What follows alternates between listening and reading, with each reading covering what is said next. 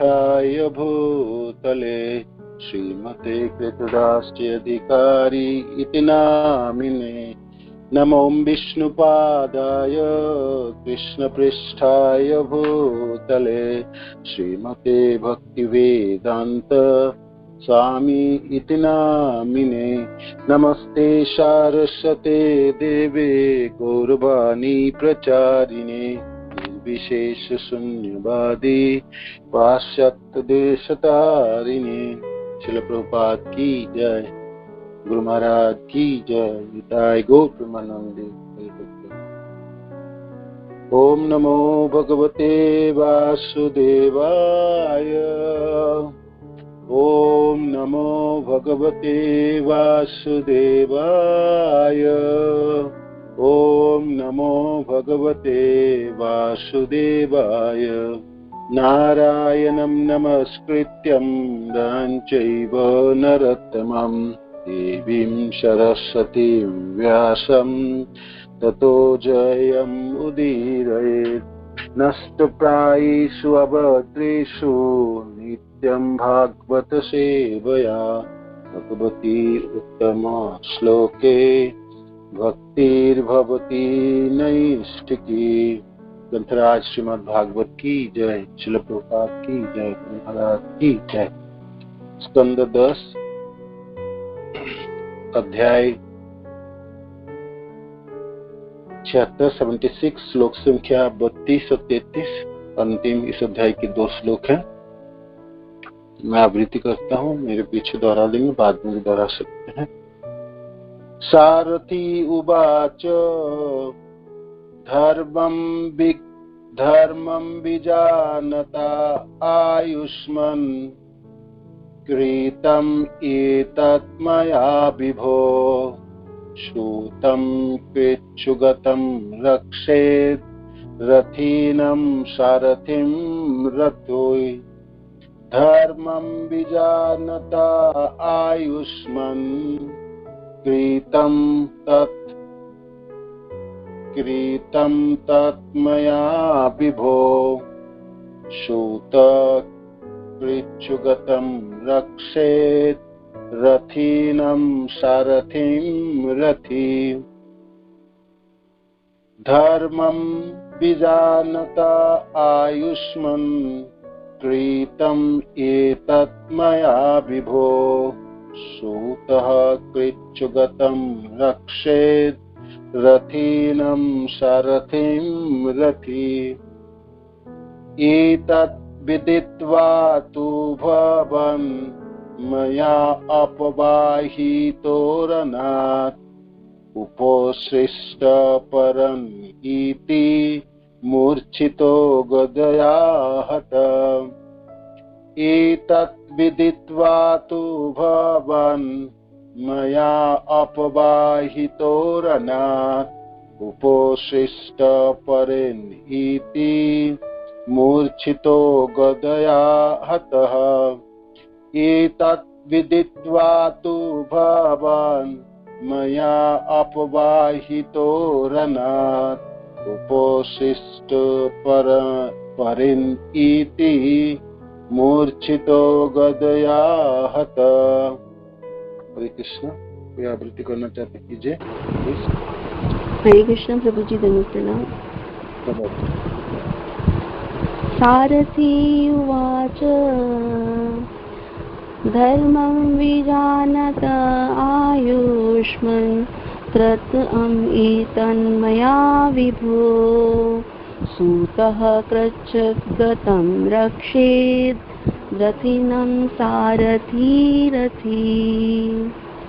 एतत् विदित्वा तु भवान् मयापवाहितो रणात् उपसृष्टाः परेणीति मूर्छितो गदया हतः।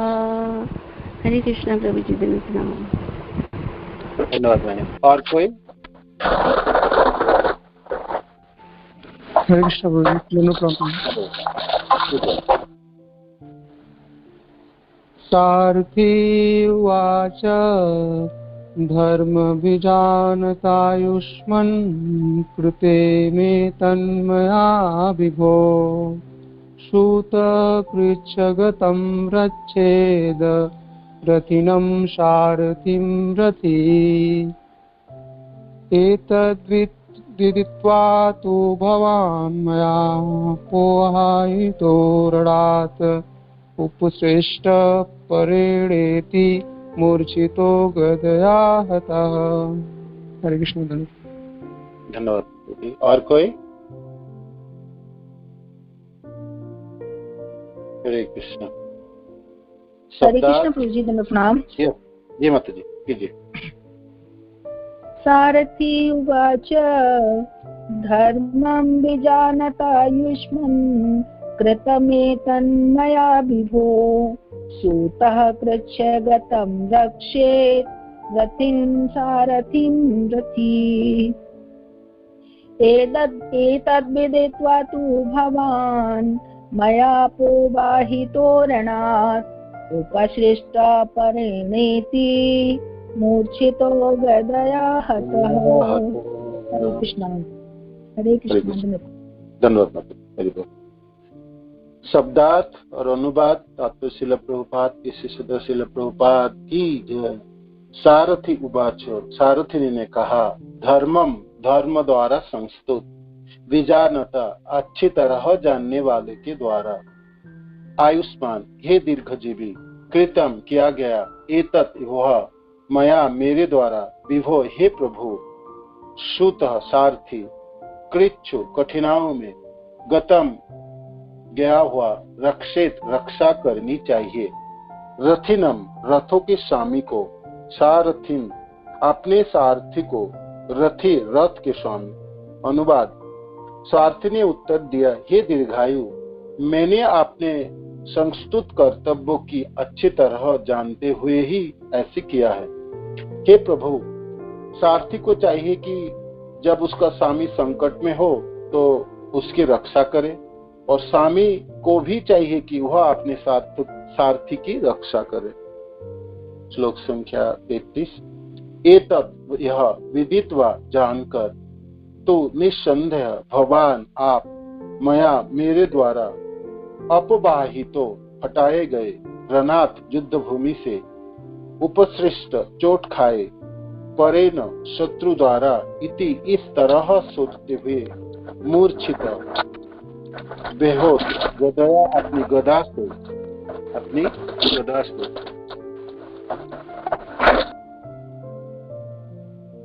हतः प्रहार किया हुआ। अनुवाद, इस नियम को मन में रखते हुए मैंने आपको युद्धस्थल से हटा लिया, क्योंकि आप अपने शत्रु की गदा से आघात खाकर बेहोश हो गए थे, और मैंने सोचा कि आप बुरी तरह से घायल हैं।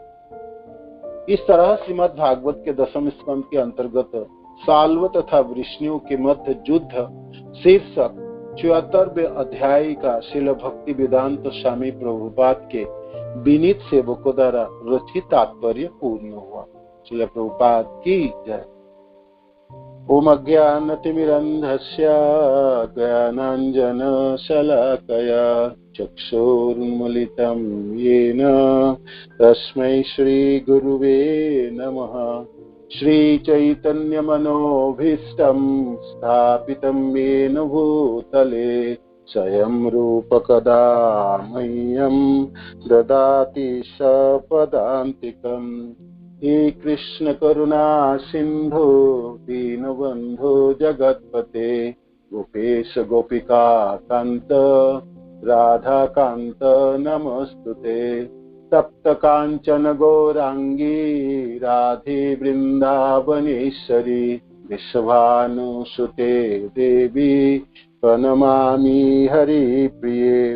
वाञ्छाकल्पतरुभ्यश्च कृपा सिन्धुभ्यैव च पतितानां पावनेभ्यो वैष्णवेभ्यो नमो नमः।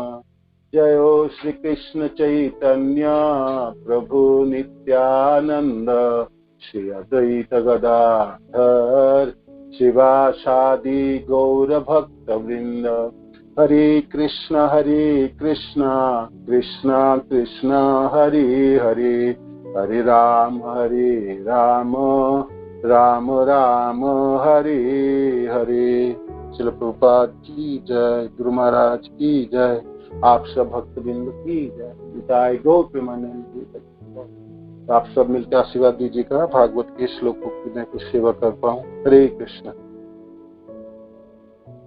साल्व तथा विष्णु के मध्य युद्ध हम सुन रहे हैं कथा की।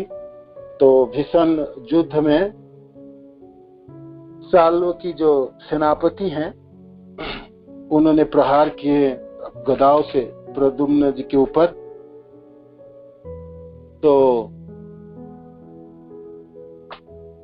तो अचेत हो गए प्रद्युम्न। इससे पहले प्रद्युम्न की 25 बाणों से चोट खाके उनके सालों की जो सेनापति हैं वो युद्ध भूमि से लौट गए थे। ये सब भी कथा हमने सुने। जो उसके सालों के जो मंत्री थे, जो धूमान, फिर वो दोबारा वापस आए और बहुत शक्ति से उन्होंने इस बार युद्ध शुरुआत किए और अपने वज्र के समान वो गदा से प्रद्युम्न जी के ऊपर प्रहार किए। प्रद्युम्न के सारथी जो दारुक पुत्र ने जब देखा और जब प्रद्युम्न गिर पड़े और अचेत हो गए, तो प्रद्युम्न द्वारा घायल जब प्रद्युम्न गिर पड़े अचेत हो गए, तो उनके जो सारथी हैं वो भगवान कृष्ण के सारथी के जो पुत्र थे, दारुक के पुत्र थे, उन्होंने अपने धार्मिक कर्तव्यों को भली भांति जानते हैं प्रद्युम्न की युद्ध भूमि से हटा ले गया। सारथी के कर्तव्य है जो उनके जो मालिक जो जिसके वो रथ हाँक रहे हैं, तो उनकी रक्षा करना भी उसकी कर्तव्य है ना। तो अपने धर्म को निभाते हुए देखे जब अचेतन हो चुके हैं प्रद्युम्न, और तो इस समय इनको युद्ध भूमि में यहाँ पर रखेंगे तो साल्व के मंत्री ने और प्रहार कर सकता, तो जीवन की हानि हो सकती है। तो इतना सोचते हुए अपने बुद्धिमत्ता के परिचय देके उनके सारथी, प्रद्युम्न के सारथी रथ को वापस ले गए। जब प्रद्युम्न जी की चेतना आई तो उन्होंने देखे तो युद्ध भूमि में है नहीं, तो युद्ध भूमि से बाहर है।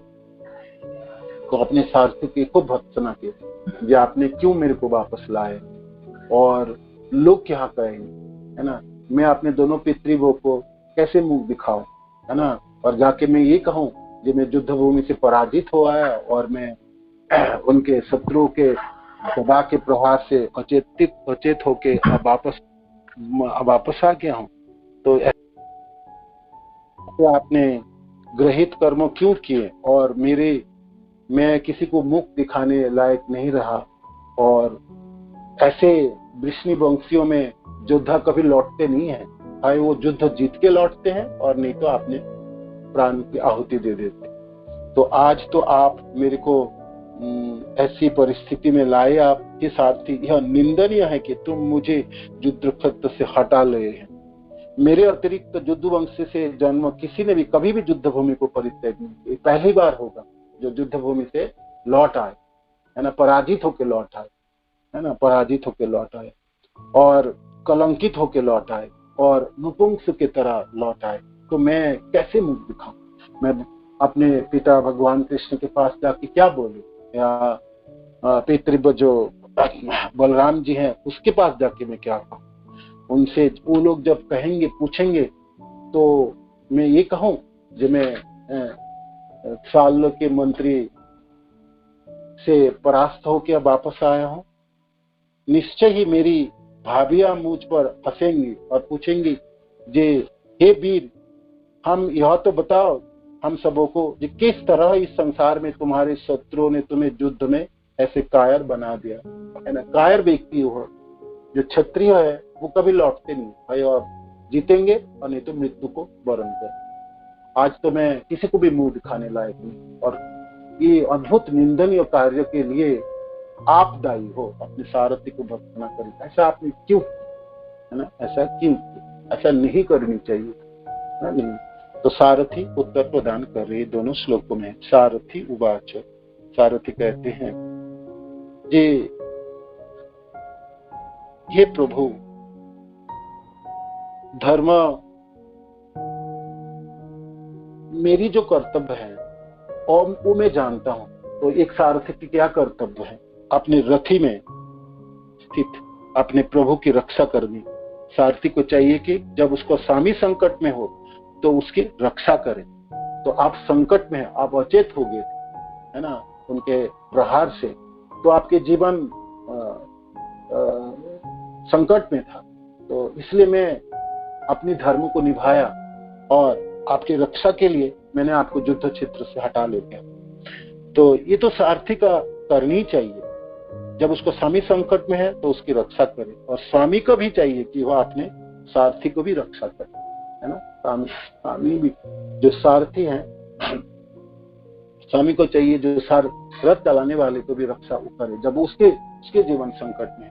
कुरुक्षेत्र के युद्ध में हम देखते हैं भगवान तो सारथी हैं और अर्जुन पीछे उनके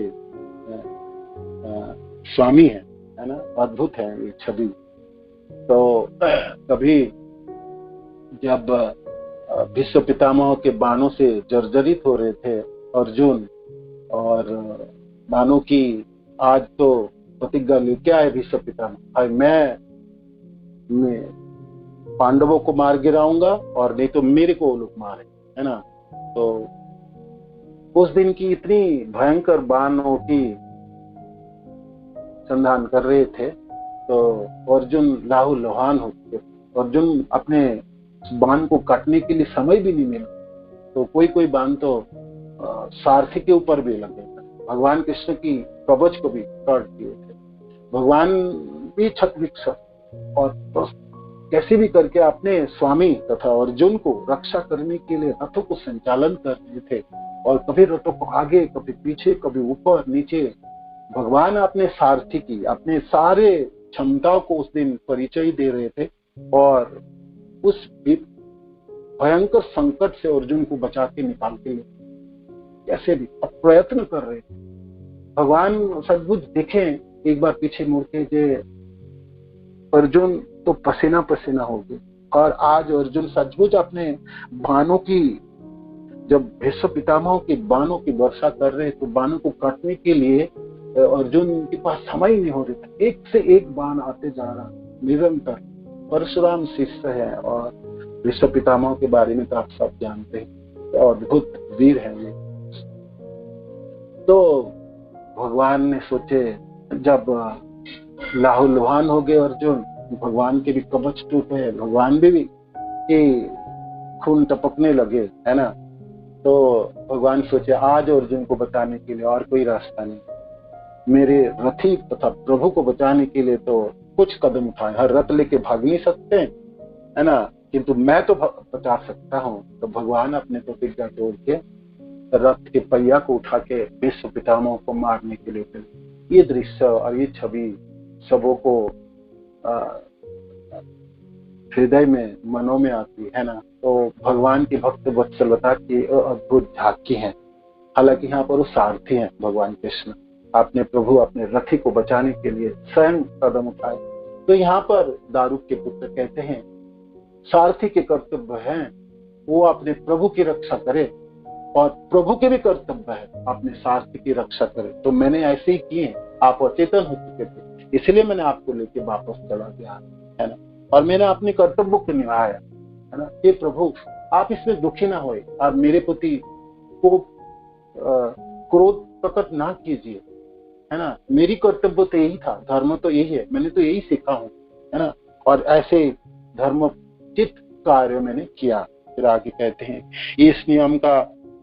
इस नियम को मन में रखते हुए मैंने आपकी युद्धस्थल से हटा लिया, क्योंकि आप अपने शत्रु की गदा से आघात होकर बेहोश हो गए थे, और मैंने सोचा कि आप बुरी तरह से घायल हैं, बुरी तरह से घायल तो थे ही, है ना, अचेतन भी हो चुके थे। तो मेरा ये कार्य निंदनीय नहीं है, आप ऐसा ना कहिएगा, है ना। ठीक है, आप स्वामी होने के नाते आप कुछ कह सकते, कुछ भी कह सकते हैं और मैं सहन करूंगा, किंतु मेरी धर्म जो था वो मैंने धर्म निभाया और यही मैंने सीखा हूँ। और इस विपरीत परिस्थिति में मैंने अपनी बुद्धि के प्रयोग करके आपको युद्ध क्षेत्र से हटा लिया। तो ये दोनों श्लोकों की है वर्णन। आगे वाले इस अध्याय समाप्त हुई है। बाद में फिर प्रद्युम्न दोबारा वापस आएंगे। सालों को पराजित तो नहीं कर पाएंगे, फिर भगवान आएंगे युद्ध क्षेत्र में, भगवान कृष्ण स्वयं, और सालों को पराजित करेंगे ताकि अगले अध्याय में हम श्रवण करेंगे। तो ये इस अध्याय की कथा है हम श्रवण किए। सबों के सब स्पीकरों के वक्ताओं ने बहुत अच्छी तरह से वर्णन किया। वृष्णिवंशियों के साथ साल असुरों की युद्ध, उनकी जान प्राप्ति होना, भगवान शिव से वरदान प्राप्त करना और असुरों की क्या प्रवृत्ति, ये सब कथा भी हमने सुने। प्रद्युम्न तथा यदुवंशियों की वीर जनों की गाथा हमने सुने और यहाँ पर सारथी की जो कर्तव्य ये भी हमने श्रवण किए। तो ये दोनों श्लोकों में यहाँ पर कथा है। तो और क्या किया जाए आगे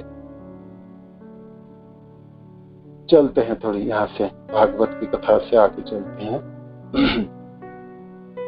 जीव गोस्वामी पाद की हमने आविर्भाव दिवस में कथा शुरू किए थे, जीव गोस्वामी के जीवन चरित्र। तो 2 क्लास में हम वृंदावन पहुंचे थे जीव गोस्वामी को लेकर और उनकी ग्रंथ रचनाओं के बारे में भी वर्णन किया था। श्रील प्रभुपाद चैतन्य चरितामृत के आदि लीला में अध्याय 8 की 31 और 32 नंबर श्लोकों की तात्पर्य में लिखते हैं कि 32 नंबर, विशेष करके 32 नंबर श्लोक की तात्पर्य में जो श्लोक है, स्वतंत्र ईश्वर प्रभु अत्यंत उदार, तारे न भजिल प्रभु नाहै निस्तार। महाप्रभु स्वयं संपूर्ण पुरुषोत्तम भगवान है और अत्यंत दयालु है, उनकी पूजा किए बिना किसी को मुक्ति नहीं मिल सकती। इस श्लोक के तात्पर्य में श्रील प्रभुपाद लिखते हैं कि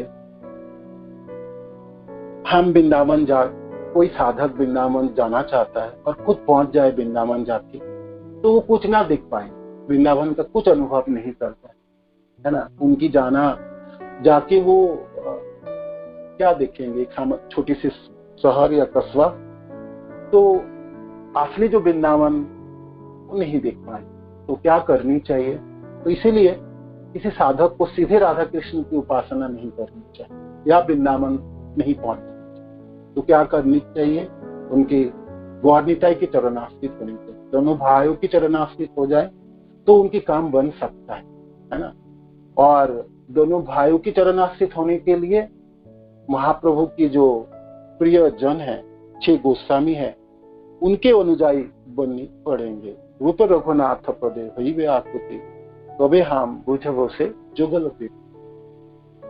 रूप रघुनाथ तथा हमारा 6 गोस्वामी के चरणाश्रित होकर साधक जब उनके अनुयायी बनते हैं और उनके चरण चिन्ह पे चलते हैं, तो फिर वो गौर निताई के चरणाश्रित हो सकते हैं, उपासना कर सकते हैं और फिर गौर निताई की कृपा भी प्राप्त कर सकते हैं। 6 गोस्वामियों की कृपा प्राप्त कर ले, गौर निताई की कृपा प्राप्त हो जाए, फिर तो वो वृंदावन की अनुभव कर सकता है और जाके राधा कृष्ण के तबे हम हेरोबस श्री वृंदावन, और फिर वृंदावन को देख सकते हैं और जुगल जोड़ियों की ये जो प्रेम है इसको समझ सकता है। तो हम सब साधक जनों को इसी स्तर को तय करनी, हम अपने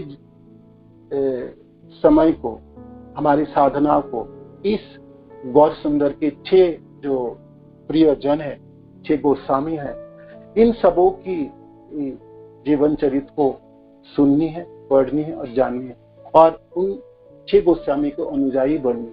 और हम गौड़िया होने के नाते जिस संप्रदाय में है, तो हमारी संप्रदाय की तो नींव इन 6 में तरीके आधार होते हैं। महाप्रभु इनके फाउंडेशन पर नींव बना दिए और उस नींवों के ऊपर जो महल है ये तो 6 गोस्वामियों द्वारा बनी है।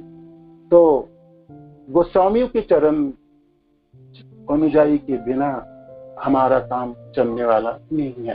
तो ऐसे करके 2 श्लोकों की तात्पर्य, 31 नंबर श्लोक के तो 3 पेज की तात्पर्य श्रील प्रभुपाद की है और 32 नंबर श्लोक के तात्पर्य में आधा पेज की है।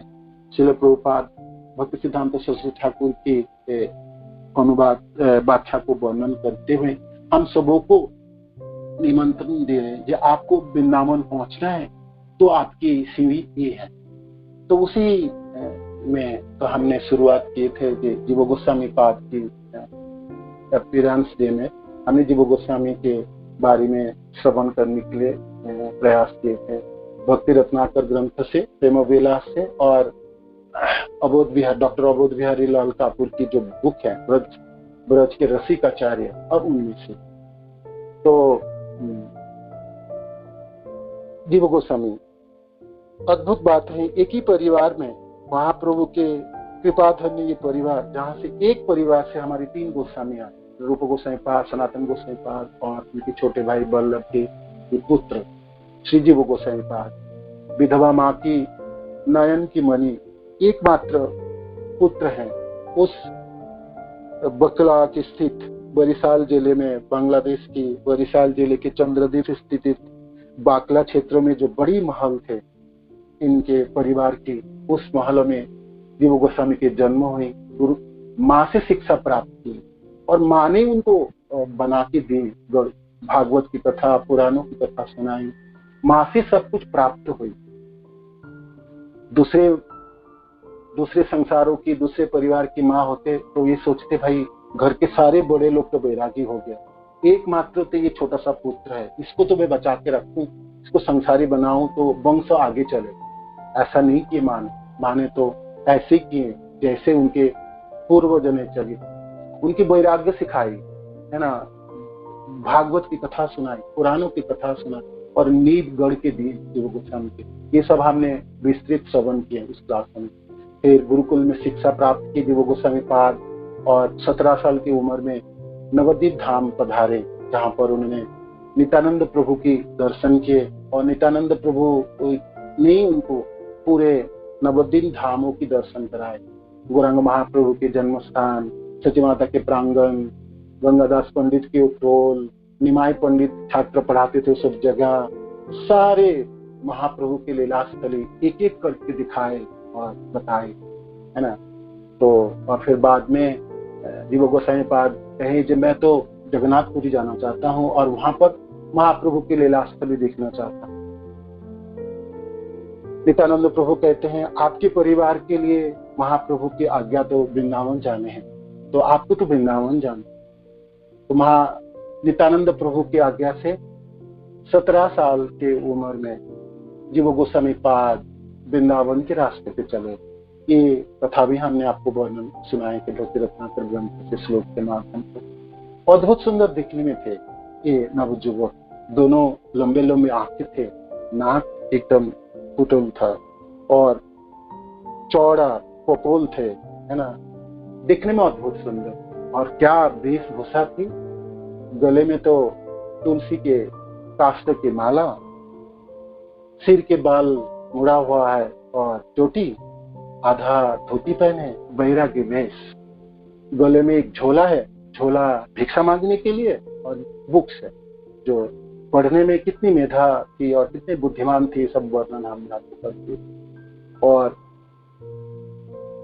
नवद्वीप से वृंदावन के रास्ते पे चल पड़े, है ना, अकेले चले। उस समय तो पैदल चल के आते थे, झारखंड के जंगल में हुआ होता चलते, एटवा होते हुए ये फिर झारखंड के जंगल को अतिक्रम करते हुए फिर आगरा के राजपथ से मथुरा से फिर वृंदावन पहुंचते हैं।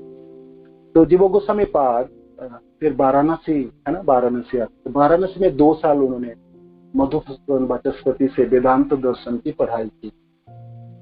ये मधुसूदन वाचस्पति सार्वभौम भट्टाचार्य की शिष्य था और वो सार्वभौम भट्टाचार्य जो महाप्रभु से भक्ति की ज्ञान प्राप्त हुआ और उसके बाद उन्होंने वेदांत दर्शन की भाष्य वर्णन किए।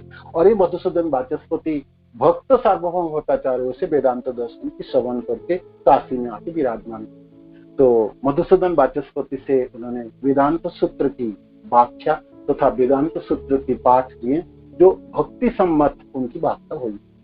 2 साल 17 से लेकर 19 साल 2 साल उन्होंने वासी में विराजमान रहे और फिर वृंदावन पधारे।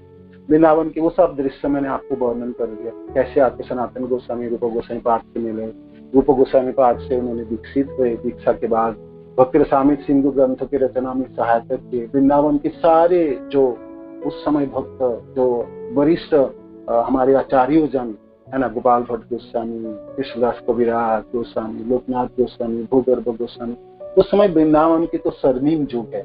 ऐसा कोई भक्त नहीं जो उस समय, सनातन रूप गोस्वामी के भक्ति आंदोलन तो चारों तरफ फैला हुआ है और सारे दुनिया के सारे बड़े बड़े जन, महाजन सब वृंदावन आके रूप और सनातन गोस्वामी को सहायता कर रहे थे। उसी समय ये जीव गोस्वामी पाद पधारे वृंदावन। वृंदावन की दर्शन, ब्रज की दर्शन सनातन गोस्वामी स्वयं कराए और रूप गोस्वामी दीक्षा प्रदान किए और अपने गुरुदेव की कैसे उन्होंने सेवा की, सब वर्णन हुई। भक्ति रसामृत सिंधु ग्रंथ की समय वल्लभ आचार्य आए और उनकी संशोधन और घटनाओं की वर्णन किए। और फिर बाद में मैंने वर्णन किया था जीव गोस्वामी पाद को रूप गोस्वामी स्वयं बना के दिए थे राधा दामोदर की मूर्तियां, और उस मूर्ति के उन्होंने कैसे सेवा करते थे। फिर अकबर के साथ अकबर सम्राट अकबर आए तो उनके साथ मिलन, मीराबाई जी के दृश्य, और फिर जानवा माता आई, नित्यानंद प्रभु की पत्नी वृंदावन में, ये सब कथा मैंने आपको वर्णन कर दिया था। और बाद में मैंने वर्णन किया था जीव गोस्वामी पाद की ग्रंथ रचना है। जीव गोस्वामी पाद राधा दामोदर मंदिर की जब स्थापना हुई, राधा दामोदर स्थापित हुए, सेवा कार्य शुरू किए, तो उन्होंने एक छोटी सी घरों में एक लाइब्रेरी बनाई थी, इस प्रकोष्ठ में। उस लाइब्रेरी में तरह तरह के अमूल्य ग्रंथों की सब संग्रह करके रखे थे।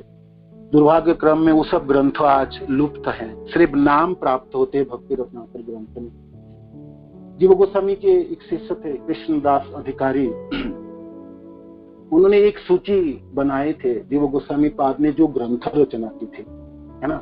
उस ग्रंथ रचनाओं में सब ग्रंथों वर्णन कर रहे थे, तो कर और लास्ट एक जगह में लिखते थे इत्यादि, यानी इस ये ग्रंथ है, ये ग्रंथ है, ये ग्रंथ और भी ग्रंथ है। तो बहुत सारा ग्रंथ तो आज उपलब्ध है ही, आप सब जानते हैं। उस समय तो कोई मुद्रण था नहीं, हाथ में लिखा हुआ ग्रंथ किसी भी नष्ट हो गया तो पूरे ग्रंथ ही चली गई, उसके कोई कॉपी तो हुआ नहीं करता था बहुत सारे। तो बहुत सारे ग्रंथ जीव गोस्वामी पाद जो संग्रह किए थे, जो खुद भी लिखे थे, वो बहुत आज नहीं है। भक्ति रत्नाकर ग्रंथ में सिर्फ उनके नाम सिर्फ हम सुनने के लिए मिलते हैं। कभी भी जो भी ग्रंथ उपलब्ध है उसके 5 भागों में विभाजित हुई, तो ये जीव गोस्वामी पाद के ग्रंथ, और वो थे उनके प्रथम भाग था व्याकरण के ग्रंथ। हरिनामामृत के बारे में हमने आपको वर्णन कर दिया था, उनके व्याकरण ग्रंथ। दूसरी तरह के जो उनके ग्रंथ थे वो है स्तव ग्रंथ, प्रार्थना, है ना, प्रार्थना सम्मत ग्रंथ, स्तव ग्रंथ थे, जिसमें गोपाल विरुद्धावली, माधव महोत्सव, संकल्प कल्पवृक्ष, भावार्थ चंपू आदि ग्रंथ थे। और लीला ग्रंथ है जो गोपाल चंपू, है ना। गोपाल चंपू के 2 भागों में है, पूर्व भाग और उत्तर भाग। वृंदावन की लीला है और उत्तर भाग में द्वारका लीला। ये गोपाल चंपू हम भागवत की इस नित्यम भागवत क्लास में कोई वक्ता पढ़ते भी हैं, तो हम सुन रहे हैं गोपाल चंपू के बारे में। तो ये जीव गोस्वामी पाद के लिखा हुआ ग्रंथ है। और फिर उनकी टीका ग्रंथ है, ब्रह्म संहिता के ऊपर टीका रचना की उन्होंने, टीका रचना किए भक्ति रसामृत सिंधु ग्रंथ के ऊपर, जो दुर्गम संगमन के नाम से जाना जाता है। टीका रचना के उज्जैन नीलमणि के ऊपर लोचन रचन के नाम से टीका, बहुत सारी टीका भी उन्होंने रचना की। और तात्पर्य लिखे टीका रचना के पूरे भागवत के ऊपर, है ना, भागवत के ऊपर जो इस भागवत संदर्भ तथा उसके नाम से जाना जाता है क्रम संदर्भ, पूरे भागवत के ऊपर उन्होंने टीका की, क्रम संदर्भ है। और दशम स्कंद के ऊपर उनकी टीका है लघु तोषणी के नाम से। जब हमने वृंदावन लीला पढ़ रहे थे तब भी कुछ टीका हमने वर्णन किए थे जो गोस्वामी पाद की टीकाओं से उद्धृत करते थे। आनंद वृंदावन चंपू जो कवि कर्णपुर के, उनमें से उद्धृत करते थे, और गोपाल चंपू से भी पढ़े और उनकी टीका भी हमने पढ़ाई की थे, आप सबको याद होंगे थे। और उनकी जो मौलिक रचना जो सबसे विख्यात ग्रंथ है वो सत्य संदर्भ है, तथ्य विचार, तथ्य के ऊपर, भागवत के तथ्य के ऊपर उन्होंने 6 ग्रंथ की रचना की। और वो 6 ग्रंथ हैं तत्व संदर्भ, भगवत संदर्भ, परमात्मा संदर्भ, कृष्ण संदर्भ, भक्ति संदर्भ और प्रीति संदर्भ है। इनमें से पांचों की वर्णन मैंने पिछले क्लास में थोड़ी थोड़ी करके किए थे, बाकी रह गए थे प्रीति संदर्भ ग्रंथ। तो ये जीव गोसाई पाद की मौलिक रचना है। इस ग्रंथ के माध्यम से सनातन गोसाई पाद, रूप गोसाई पाद की जो भक्ति की जो रचना उन्होंने किए थे, जो भक्ति की जो रसों की जो रस संबंधी जो ग्रंथ जीव गोसाई पाद अपने दर्शन के माध्यम से, वेदों के माध्यम से, अपने अद्भुत प्रतिभा के माध्यम से उन सब भक्ति शास्त्र की नींव बनाए थे और पूरे संसार में उनके ग्रहण योग्य बनाए। ये जो शास्त्र है, भक्ति रसामृत सिंधु, गुज्जर नीलमणि ग्रंथ, हरिभक्ति विलास, बृहद भागवतामृत, इसमें जो चीज वर्णन है, वस्तु वर्णन है, वो सब चीजों एक नींव उन्होंने स्थापन की। सबों के ग्रहण, सिर्फ गौड़िया संप्रदाय की ग्रहण योग्यों के लिए नहीं, संसार के सारे लोग उसको ग्रहण करने के लिए बाध्य होंगे, क्योंकि वो सब वेदों के ऊपर शास्त्र सम्मत है। वो तथ्य सम्मत ग्रंथ उन्होंने इस सब संदर्भों की रचना की, जिसके हमने थोड़े थोड़े करके आपको वर्णन करके दिए थे। तो आज उनके लास्ट जो ग्रंथ है प्रीति संदर्भ के बारे में थोड़ी सी आपको बता देते हैं। प्रीति संदर्भ है, प्रीति इस नाम से आपको पता चल रही है इस ग्रंथ में क्या हो। 4 पुरुषार्थ है, धर्म, अर्थ, काम और मोक्ष। पंचम पुरुषार्थ है कृष्ण प्रेम, प्रेम पुमार्थ महान, महाप्रभु कहते हैं ना चैतन्य मंजूषा में। तो वो कृष्ण प्रेम तथा भगवत प्रीति, ये प्रीति संदर्भ की विषय वस्तु। जीव गोस्वामी पाद इसमें भगवत प्रेम की, कृष्ण प्रेम के ऊपर तथ्य सम्मत और प्रमाण ढूंढ के इस सब चीजों को यहाँ पर लिपिबद्ध किए हैं। पंचम पुरुषार्थ की वर्णन है। तो प्रीति संदर्भों में भगवत प्रीति की प्रथम अवस्था में जब वर्णन कर रहे जीव गोस्वामी पाद, जब कृष्ण प्रेम प्राप्त होता है किसी साधक को, और उसकी प्रथम अवस्था में तो उस साधक के देह तथा शरीरों के प्रति जो आसक्ति है वो आसक्ति जाती रहती है, और भगवत प्रीति के पूर्ण आविर्भाव में भगवान में परम आवेश उत्पन्न हो जाती है और परमानंद पूर्णता की उत्पत्ति होती है। धीरे धीरे उनके शरीर से जो आसक्ति तो चली जाती है, शरीर संबंधी वस्तु में आसक्ति चली जाती है और भगवान में आवेश हो जाता है, कृष्ण में आवेशित हो जाता है। तो भक्त के चित्त में जब वो प्रेम जागृत हो जाते हैं, प्रीति जागृत हो जाती है, तो उसमें रति उत्पन्न होती है। रति से फिर उसके बाद प्रणय उत्पन्न होती है, फिर मान, फिर स्नेह, फिर राग, फिर अनुराग और महाभाव की स्थिति प्राप्त होती है। तो इस सब चीजों के उन्होंने पूर्ण रूप में वर्णन किए हैं। ये सब सारी स्थितियों के, एक साधक की स्थितियों की, जो ये सारे स्तर को अतिक्रम कर रहे हैं और क्या है इसमें, तो ये सबों की पुंखानुपुंख वर्णन इस प्रीति संदर्भ ग्रंथ में है। रति एक उल्लास की अधिकता होती है। रति जो अवस्था है, जो आसक्ति है, उल्लास की अधिकता है। रति के उत्पन्न होने पर भगवान ही प्रयोजन बुद्धि होती है ना, कृष्ण में ही ममता होती है और जीवन के प्रयोजन कृष्ण ही होते, कृष्ण के अलावा और किसी चीजों में उनकी ना भावना होती, ना बुद्धि जाती, ना प्रयोजन समझते भी। तो ये रति के अवस्थाओं में जो भावना है। और रति के बाद जब प्रेम है, प्रेम में कृष्ण के प्रति ममता अधिक होती है। जो गोस्वामी पाद के ममता बढ़ जाती है ना।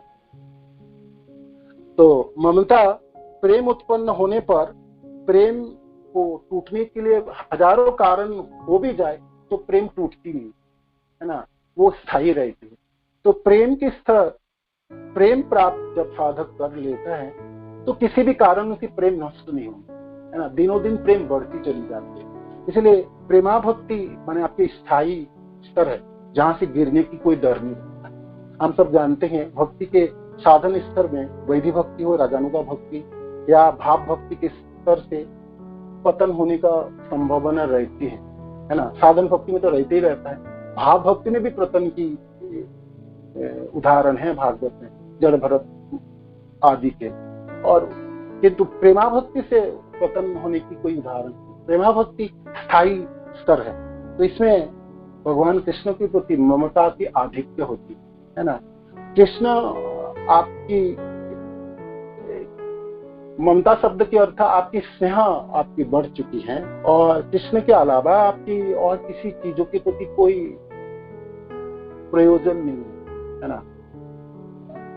उदाहरण के तौर पर, और जब ममता की जितनी अधिक है उतनी प्रेम की अधिक है। उदाहरण के तौर पर जीव गोस्वामी पाद ने एक सुंदर उदाहरण पेश किया। जैसे भाई, जब आप किसी व्यक्ति ने मुर्गी पालन करता है, तो उसकी मुर्गी को कोई बिल्ली खा जाता है, तो स्वाभाविक उस मालिक को बहुत कष्ट होता है। तो क्योंकि उस मुर्गी के प्रति उनकी ममता थी, है ना, ममता के वजह से उनके दुख की उत्पन्न हुआ, ये चीज नष्ट हुई।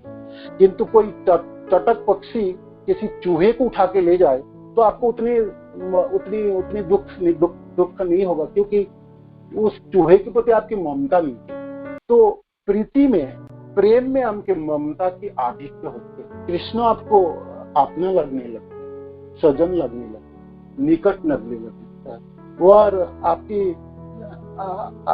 आपकी जो रति तथा आसक्ति है गाढ़ होती है ना। जैसे इस समय हम लोग मिश्रा भक्ति में हैं, तो कभी कभी हम बहुत अच्छे जप ले या भागवत की कथा श्रवण करें तो लगता है हाँ, कृष्ण भगवान सहज है, सरल है, कृष्ण प्रेम प्राप्त किया जा सकता है और संबंध निभाया जा सकता है। और कभी कभी दूर भी लगता है, लेकिन कृष्ण प्रेम में साधक की ममता के आधिक्य के कारण कृष्ण सहज, सरल और निकट लगते हैं, और कृष्ण के साथ संबंध स्थापन करने के लिए उनकी प्रवणता होती है, आसक्ति होती है, और ये दिनों दिन बढ़ती चली जाती है। तो ये ऐसे वर्णन प्रेम के उन्होंने किया जीव गोस्वामी पाद। फिर आगे प्रणय की वर्णन करते समय जीव गोस्वामी पाद करते हैं, प्रणय में विश्वास की और विसंभ्रता की प्रचुरता होती है ना। वो आपने से साधक कृष्ण से ज्यादा विश्वास करते, राखो भी मारोगी जो इच्छा हुआ, जैसा रखेंगे, जैसे मार दे रख ले, कुछ भी करे, कृष्ण कुछ भी कर सकते। तो विश्वास की बात आती है। और फिर बात आई विश्रम्भता। विश्रम्भता शब्द के अर्थ है निरंतरता, है ना, अविच्छिन्नता।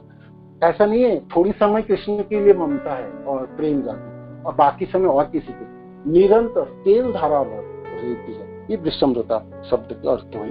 प्रणय में तो जब प्रणय की स्थिति होती है तब साधक की जो मन है और प्राण है और बुद्धि है, उनकी देहादिक जो चेष्टा है वो प्रिय के मन, बुद्धि और देह के अभिन्न होने की बुद्धि उत्पन्न होती है ना। मनों से, शरीरों से, इंद्रियों से सारी चेष्टा अपने प्रिय की तथा कृष्ण की संतुष्टि करने के लिए प्रयत्न होती है। आगे फिर मान हुई। मान में अपने प्रियतम तथा प्रियता के प्रति अतिशय कारण बनता है और उसमें कौटिल्य भाव उत्पन्न होती है। मान उपस्थित होने पर भक्त के प्रणय कोप से भगवान भी प्रेममय भय को प्राप्त होता है ना। भगवान भी डरते हैं। और मान जो करते हैं साधक अपने हृदय में, तो भगवान के साथ विशेष संबंधित होते हैं, है ना। तो भगवान के बस में तो खुद होते हैं, भगवान भी उनके बस में होते हैं, भगवान बस में होते हैं। और प्रणय कोप उत्पन्न होती है, और ये प्रणय कोप देखने में लगता है कि वो रूठा हुआ है, तो रूठे नहीं है ना, रूठे नहीं। तो प्रणय कोप से मान उपस्थित होने पर भक्त के प्रणय कोप से भगवान भी प्रेममय भय के प्राप्त होता है। जस्मिन जाते श्री भगवान अभी तत्प्रणयो कोपात प्रेममय भय भजत। तो ये प्रणय मान की बात की जीव गोस्वामी पाद। फिर आगे स्नेह में चित्त अत्यंत द्रवित होता है, पिघल जाता है हृदय, साधक के हृदय पिघला हुआ है ना। स्नेह के उदय होने पर भगवान के संबंधाभासी होती है, और प्रिय दर्शन आदि से अतृप्ति और प्रियतम को अत्यंत सामर्थ्यवान होते हुए भी उनके अनिष्ट की आशंका रहती है।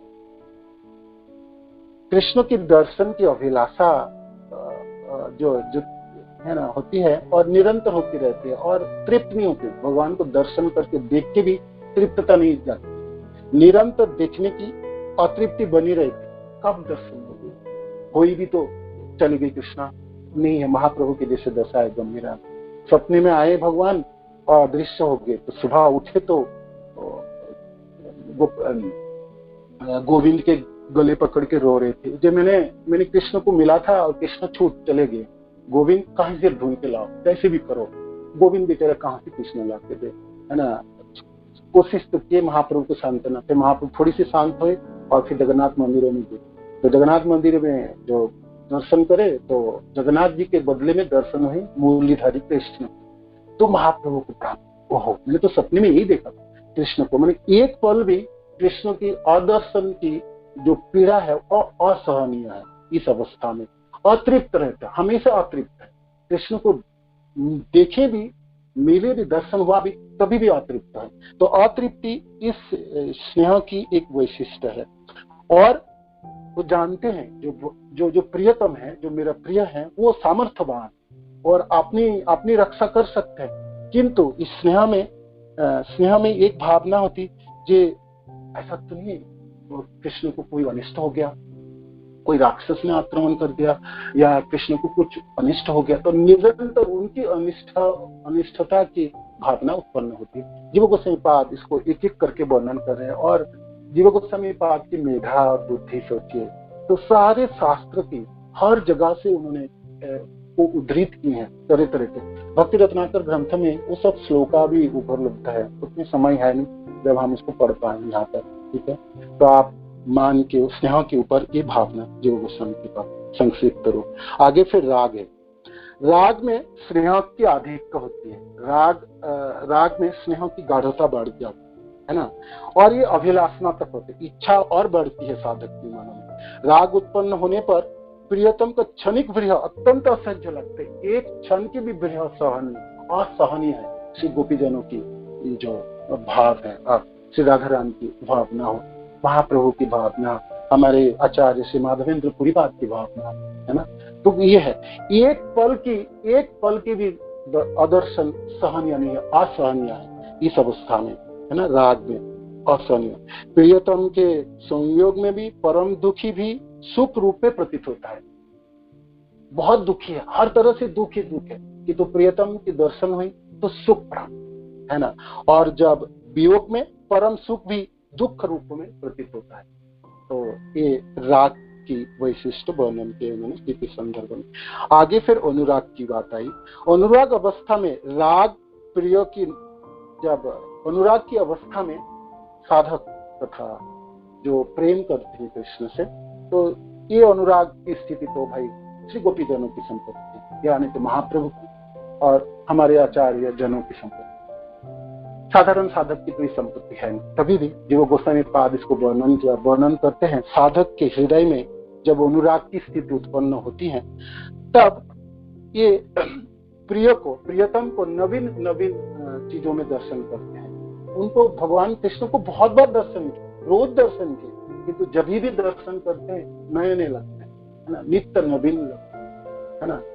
नवीन उनके पीताम्बर होती हैं, कानों में कुंडल आदि, गले में बनवाला है, अद्भुत लगते हैं, मानो कि पहले कभी नहीं देखे, कभी दर्शन हुई नहीं। जैसे मंगला आरती के समय आप कृष्ण बलराम मंदिर में जाके रोज हम दर्शन करने की कैसे होड़ है भक्तों की, तो रोज ही तो देखते हैं। कि तो आप रोज किसी को पूछे भाई क्यों भाग रहे, दर्शन करने की, दर्शन करने, किसी को रोक नहीं सकते आप किसी को बात नहीं कर सकते उस समय, रोक के दिखाए। आंखें और सारे इंद्रिया की चेष्टा पर उसी समय मंदिर खोलेंगे भगवान के दर्शन। सामान्य भक्त जनों की ये स्पृहा है और इतनी अभिलाषाएं हैं, तो फिर अनुराग से द्रवित हृदय की क्या अभिलाषा होगी, सोचिएगा। तो एक पल की भी विरह असहनीय है। और जो प्रियतम की नवीन दशाओं में देखने की इच्छा और अभिलाषा है, और स्वयं का भी नवीन होते हैं, अपने आप को भी पेश करता है। ये देखो मैं भी देखने में कितने सुंदर हूँ, हे कृष्ण मैं आपको देख रहा हूँ, ठीक है, मेरे को भी तो आप देख लो एक बार। तो साधक में तथा श्री गोपी जनों की जो संपत्ति है, वो अपने को स्थापित करते भगवान कृष्ण के सामने, जो मेरे को भी तो देख लीजिए, आप मेरे को भी देखे। तो भगवान को नवीन रूप में देखने की और आपने को नवीन रूपों में प्रतीयमान करने की ये जो अभिलाषा है ये अनुराग की वैशिष्ट है, जो गोस्वामी पाद वर्णन करते हैं। अनुराग उदय होने पर परस्पर का अत्यंत वशीभाव उत्पन्न होती है। तो नवीन भगवान को निरंतर नवीनता से दर्शन करते हैं। रूप मनोहर, मनोहर रूप अद्भुत सुंदर है ना कृष्ण। तो प्रेम करने वाले की आंखों में भगवान की रूप तो छा जाती, हृदय में रूपों से आप्लावित हो जाता है। हृदय में प्रेम है तो भगवान नित्य नवीन लगते हैं। मनोहर केश वेश मनोहर, मनोहर मालती माल, मनोहर केश वेश मनोहर, मनोहर मालती माल, मनोहर माल,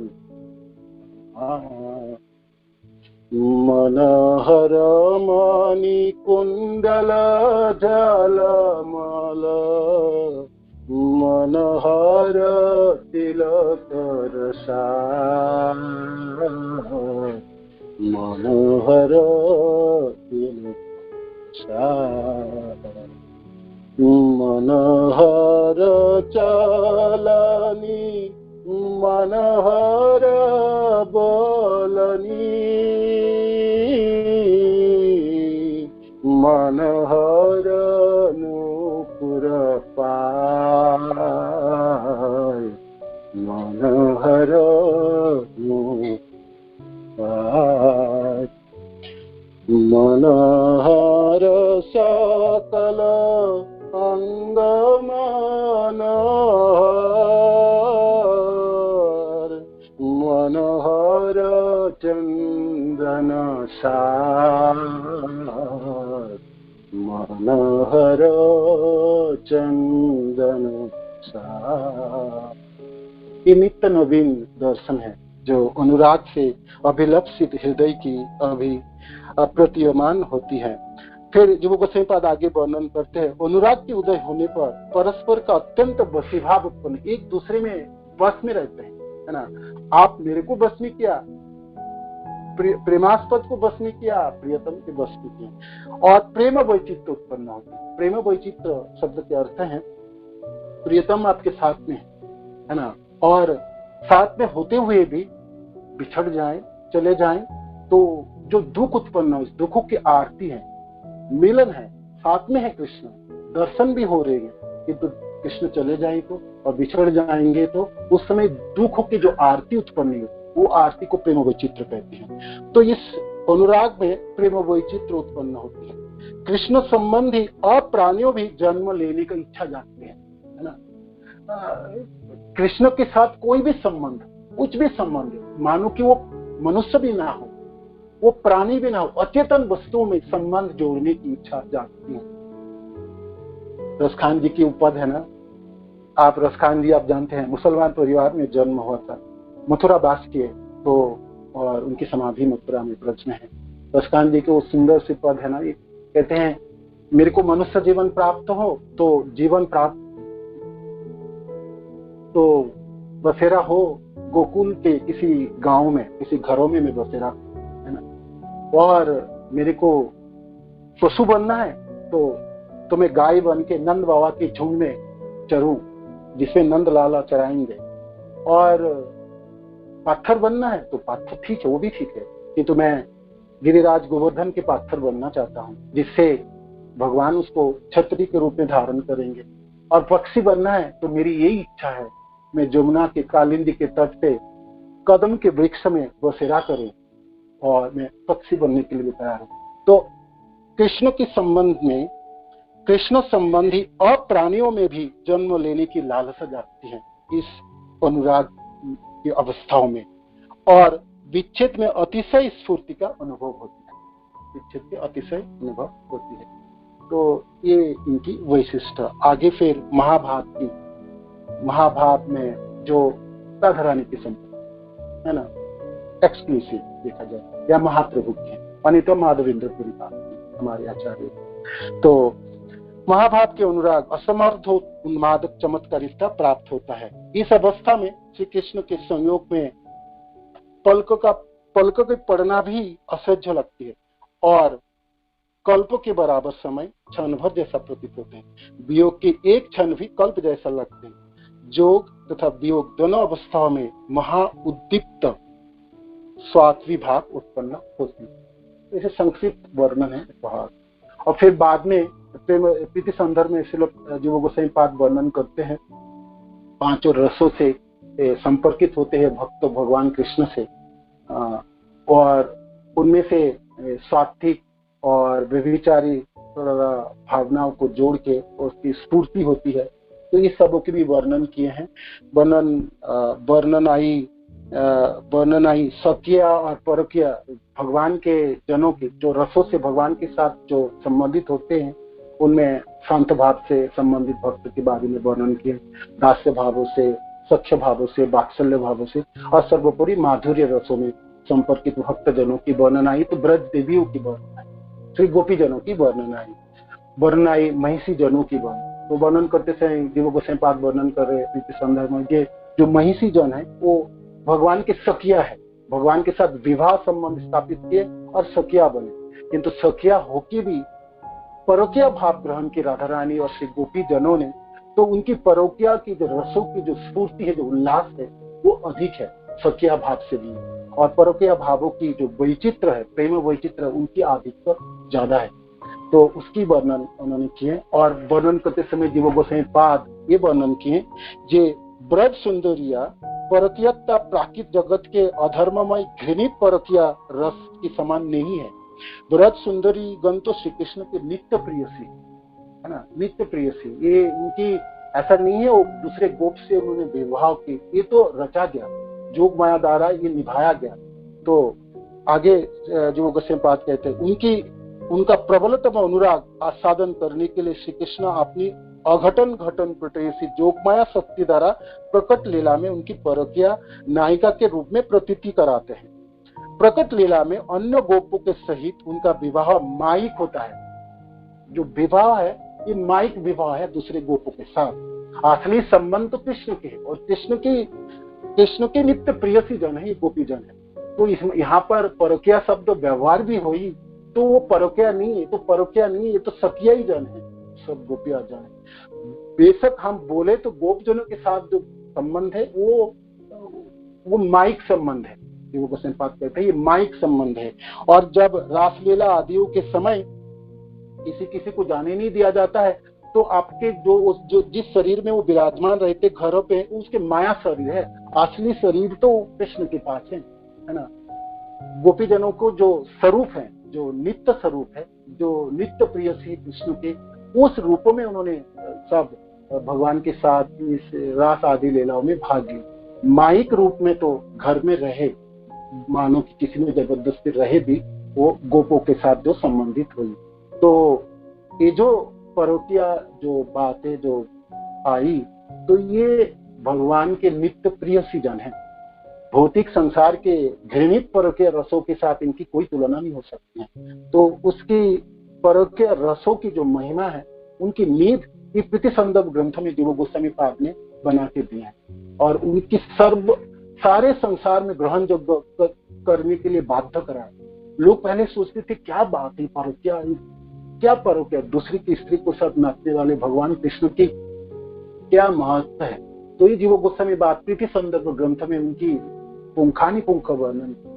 और फिर बाद में हमारे दूसरे आचार्य जो विश्वनाथ चक्रवर्ती ठाकुर, उनके तो पूरे उसके ऊपर महल ही खड़ा की इस परोकिया रसों के ऊपर। तो ये परोकिया जो है इसे एक्सक्लूसिव प्रॉपर्टी ब्रज की है, भगवान कृष्ण के नित्य पार्षद है, संगिनी है और प्रियसी जन है। भगवान कृष्ण और किसी दूसरे की स्त्री के साथ रासलीला आदि नहीं करते। तो इस तत्व को जीव गोस्वामी पाद प्रीति संदर्भ ग्रंथ में सुस्पष्ट वर्णन किया। फिर जीव गोस्वामी पाद की मैंने अब वर्णन किया, बाकी सब ग्रंथ हैं जो कृष्ण संदर्भ ग्रंथ है। दशम स्कंद की उन्होंने टीका रचना की, जो सनातन गोस्वामी पाद ने विस्तृत टीका रचना की है, वो बृहद तोषणी के नाम से जाना जाता है। जीव गोस्वामी पाद ने संक्षिप्त रचना की है, दशम स्कंद की टीका लघु तोषणी के नाम से जाना, ये ग्रंथ भी है। और फिर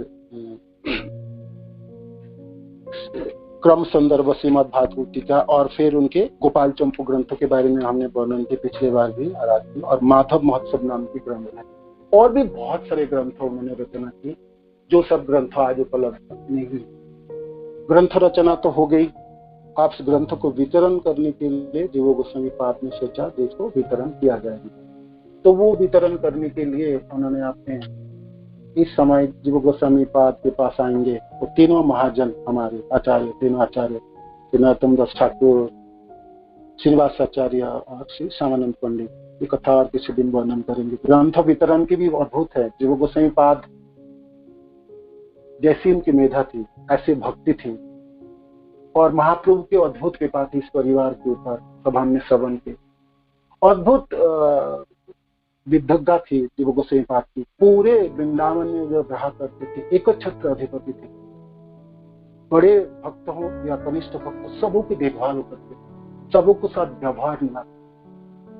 जहां तक प्रीति की बात है, संबंध की बात है, आचरण की बात है, जीव गोस्वामी पाद चलता फिरते उदाहरण और सबों की समस्या को देखते थे, सबों में समस्या में भाग लेते। और उस समय जो राधा गोविंद देव की मंदिर हुआ करता था, उसके प्रांगण सारे भक्तजन एकत्रित होते थे, जहाँ भागवती कथा सुनते थे। सब गोविंद देव जी के प्रांगण में उस समय क्या होगी सभा, सोचिए। सारे बड़े बड़े आचार्य जन वहां पर, जीव गोस्वामी पाद, लोकनाथ गोस्वामी, भूगर्भ गोस्वामी, कृष्णदास कविराज गोस्वामी, मधु पंडित आदि सब बड़े बड़े जन वहां पर विराजमान। तो भागवत सभाओं के लिए सब एकत्रित हुआ करते थे और वहां से शुरू होगी ग्रंथ की वितरण की कथा आगे। और कभी समय होगे तो वर्णन करेंगे, समय चली गई। जीव गोस्वामी पाद की जय, श्रील प्रभुपाद की जय, गुरु महाराज की जय, निताय गौर प्रेमानंदे, हरे कृष्ण। तो किसी को कोई प्रश्न है तो कर सकते, कोई ऐड करना चाहते प्लीज।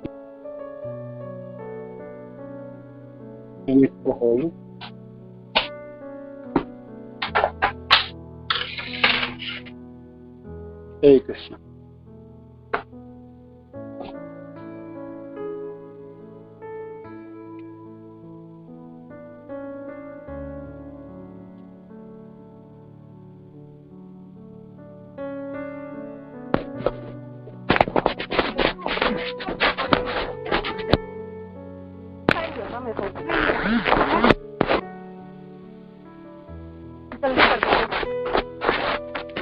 हरे कृष्ण हरे हरे, हरे राम राम हरे हरे। कोई प्रश्न है किसी को? कुछ व्यक्ति कुछ ऐड करना चाहते प्लीज कीजिए, करना चाहते हैं आप कोई? हरे कृष्ण। राम समाप्त कर।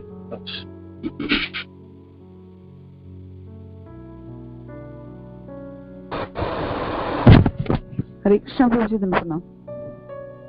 धन्यवाद माता जी, हरि बोल। हरे कृष्ण। प्रभु जी कोई प्रश्न तो नहीं है, पर मेरी प्रार्थना है कि एक एक करके ये सारे ग्रंथ हमें पढ़ा दो। गुरु महाराज को आप करिए प्रार्थना, महाराज पढ़ाएंगे ना सब रिट्रीट में। ये ग्रंथ था भक्ति रत्नाकर, अद्भुत सुंदर ग्रंथ है, किंतु हमारे पास समय था, हमारा असली मेन ग्रंथ ही पढ़ नहीं पाए। अब तो महाराज के और भी सुंदर बुक आए ना, जो जपा के ऊपर, नाम के ऊपर, ये सब ग्रंथ पढ़ेंगे महाराज से। माधव महोत्सव मैंने पढ़ा है, बहुत सुंदर है, बहुत सुंदर माधव महोत्सव जीव गोस्वामी के बुक। आप अपनी क्लास में कभी भी माधव महोत्सव के बारे में थोड़ी सी बता दीजिए, सब पता हम सबको पता तो होनी चाहिए हम किस संप्रदाय में हैं। गुरुदेव क्या अद्भुत कृपा की हम सब जनों की, श्रील प्रभुपाद क्या अपार करुणा है जी, हम किस संप्रदाय में आए हैं। देखे तो सही, हमारे संप्रदाय कितने रिच है, माने क्या आचार्य जन है। एक आचार्य से जीव गोस्वामी पाद के बारे में आप वर्णन के पूरे सालों साल लगने वाले हैं। आप ऐसे इनके अद्भुत सब ग्रंथ है, ऐसा विदग्धता है और ऐसी भक्ति है ना। तो चैतन्यचरितामृत में इसलिए तो कविराज गोस्वामी कहते हैं, रूप रघुनाथ कभी हरि व्यापी कभी हम तो जब इस आचार्य 6 गोस्वामियों के चरण आश्रित होके हम भक्ति के रास्ते में प्रगति कर पाए। सब इनके बारे में जितने भी हम जानेंगे तो हमारी आसक्ति बढ़ती चली जाएगी, बढ़ेंगे।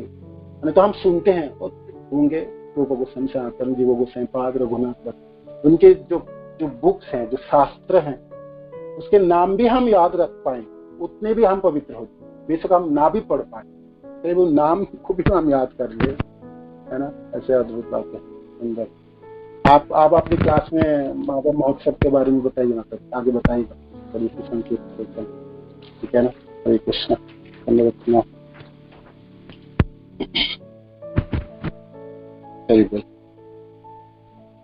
वाञ्छाकल्पितरुभ्यश्च कृपासिन्धुभ्यैव च पतितानां पावनेभ्यो वैष्णवेभ्यो नमः। श्रील प्रभुपाद की जय, गुरु महाराज की जय, निताय गौर प्रेमानंदे।